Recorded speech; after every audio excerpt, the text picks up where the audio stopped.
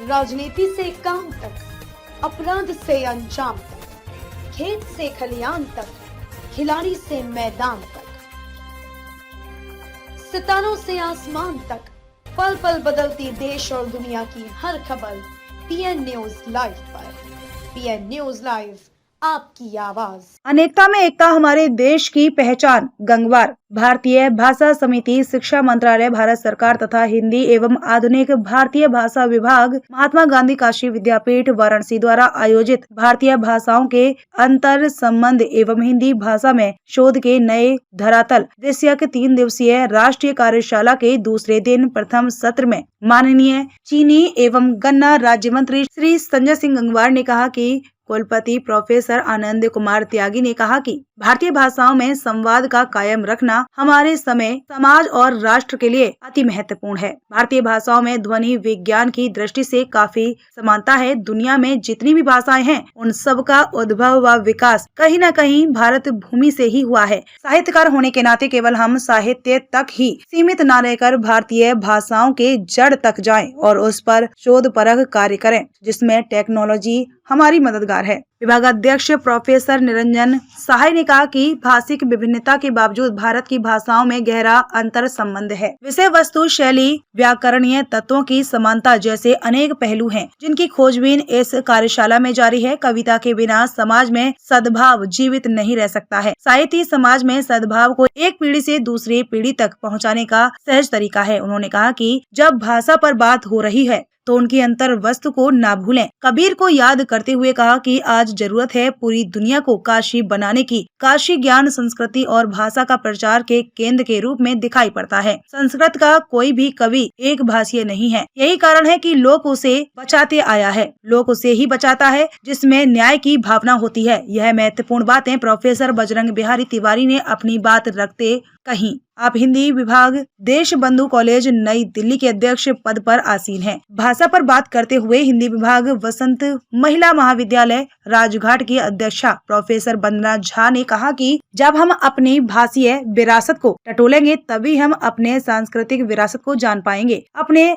अध्यक्षीय उद्बोधन के दौरान हिंदी विभाग काशी हिंदू विश्वविद्यालय से आए प्रोफेसर राजकुमार ने कहा कि बिना संवाद के शोध संभव नहीं है। अलग अलग साहित्यों के बीच परस्पर संवाद की आवश्यकता है। भाषाई समझ के लिए हवाई जहाज की यात्रा की नहीं बल्कि पैदल यात्राओं की जरूरत है। 19वीं सदी में भाषाई मानचित्र ने भाषा को एक सूत्र में बांधने का प्रयास किया। कार्यक्रम का संचालन डॉक्टर सुरेंद्र प्रताप सिंह तथा धन्यवाद उज्ज्वल सिंह उमंग ने किया। इस मौके पर प्रोफेसर अनुराग कुमार, डॉक्टर रामाश्रय सिंह, डॉक्टर अनुकूल चंद राय, डॉक्टर विजय रंजन, डॉक्टर राजमुनि नंदलाल, अंकित, राहुल, शिवशंकर यादव, नीतू सिंह, आरती तिवारी, अंशु राय, उमा भारती, वरुणा देवी, दीपक, प्रियंका, सरोज, अमित कुमार, सरस्वती, वंदना सिंह, प्रतिभा हनुमान, मनीष यादव, जन्मेजय, प्रज्ञा पांडे आदि शोध छात्र छात्राएं मौजूद रहे। मैं प्रोफेसर निरंजन सहाय, अध्यक्ष हिंदी तथा आधुनिक भारतीय भाषा विभाग, महात्मा गांधी काशी विद्यापीठ। सर, ये राष्ट्रीय कार्यशाला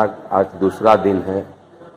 किन मुद्दों पे चर्चा विशेषकर देखा जाए तो हो रहा है? आज के मुख्य अतिथि वक्ता कौन है?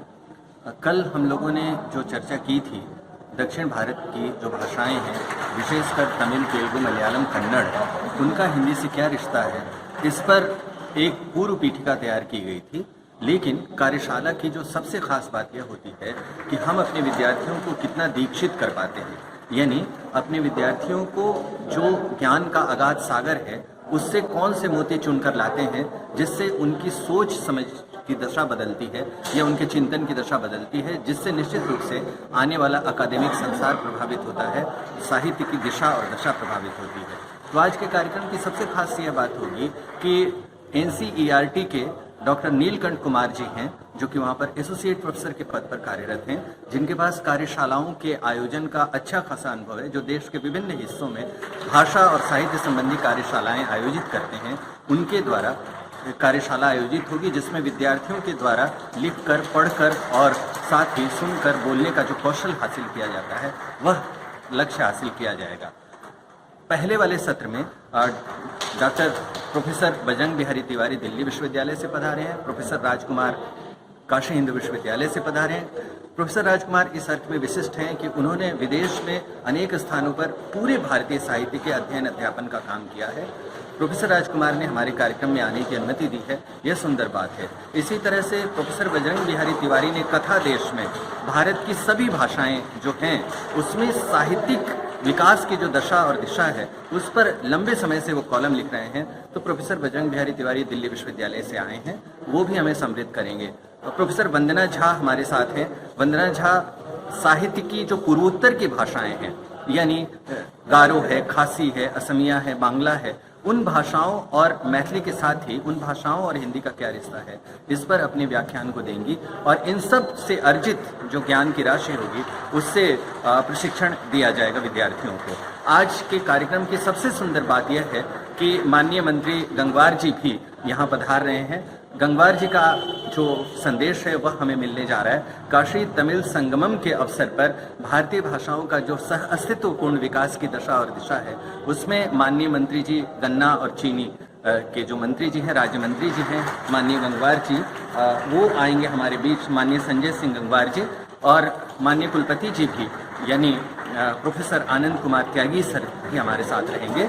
यह कार्यक्रम के दूसरे हिस्से में संपन्न होगा। निश्चित रूप से हमारे विश्वविद्यालय को, अकादमिक संसार को इससे फायदा मिलेगा।